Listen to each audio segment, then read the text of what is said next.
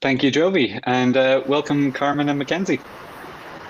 Hello, thank you. Excellent, great to have you along. And I really enjoyed watching your talk. So thank you very much for sharing it with us. I'm a massive advocate, probably you could probably guess, of investing more in creating that culture of getting kind of customer focused. So as you've seen the format, I'm just going to do a bit of rapid fire Q&A with you. So the first thing that I always find, and it's one of the challenges that I have, is that I don't think I've ever met somebody who says they don't understand the customer. So when they come along with something, they're like, "Oh well, this changed. We don't need to do any research. This is obvious. People need this. We can just skip straight ahead to development. We don't need to bother." So, have you encountered that, and how do you deal with situations like that? Do you want to start, Carmen? Yes, I can. And I think we've all experienced that at some point in time.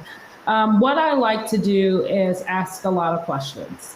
And so when I'm in meetings with stakeholders, I do a lot of asking. So what do we know about this? Or how do we derive at this conclusion? Or where do we get this information from?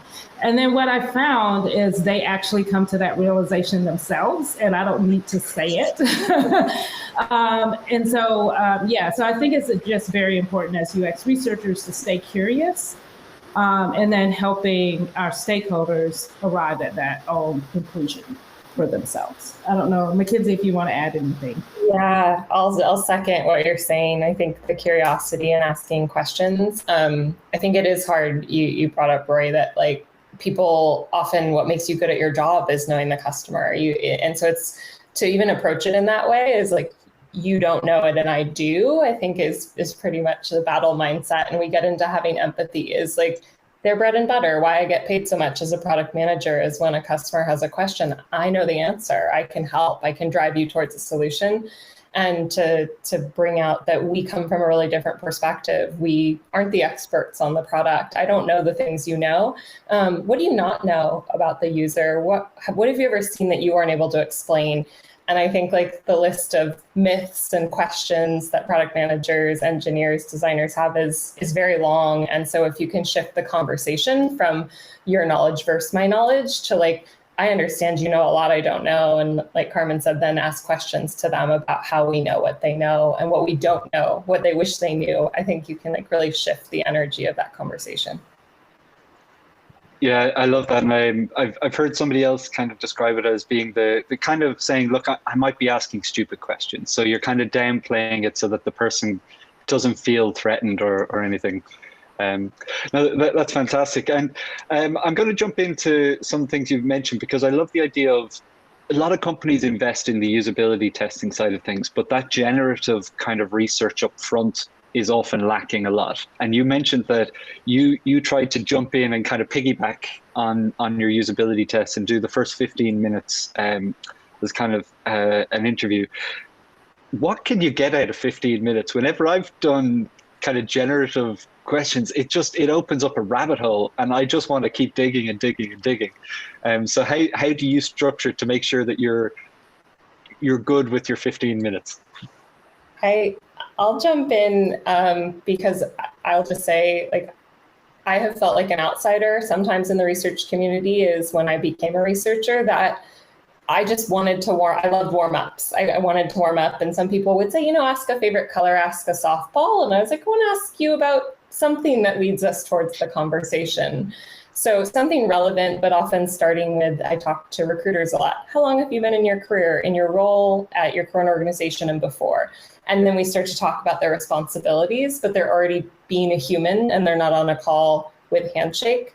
So when I landed at Handshake, and Carmen is my manager, which wasn't that long ago, and she believed in that too, I did backflips because I think it is a research identity to believe that like that is a way that you can get away with 10, 15 minutes of generative on the front of a usability test.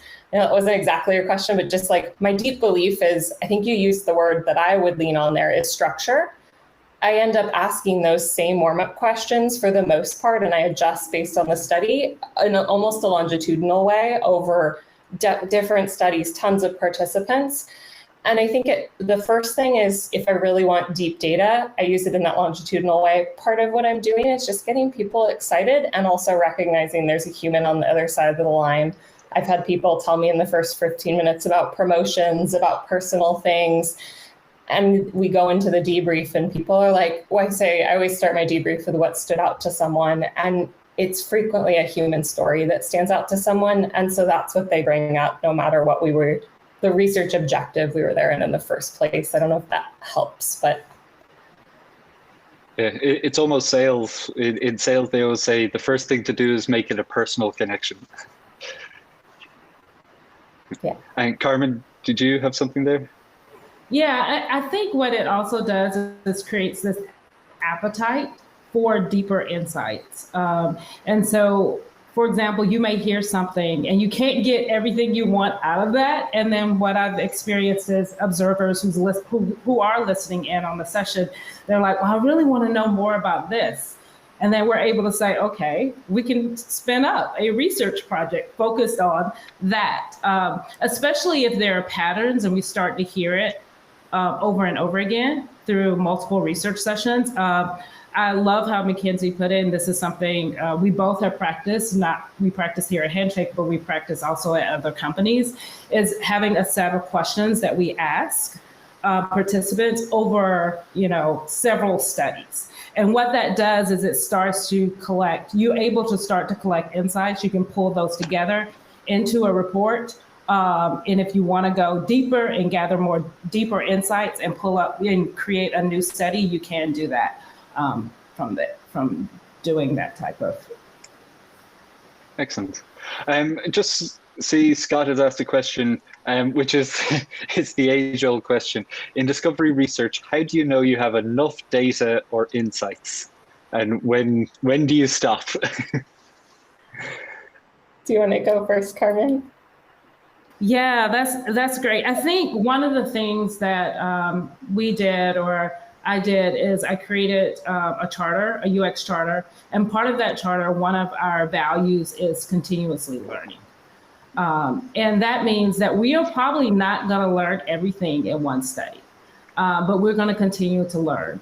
And as we go, we'll gather deeper and richer insights. So one of the things I would say is always going back to your research questions and working closely with your stakeholders, because you want to make sure that they feel good about you want to make sure that you have buy-in from them, I should say.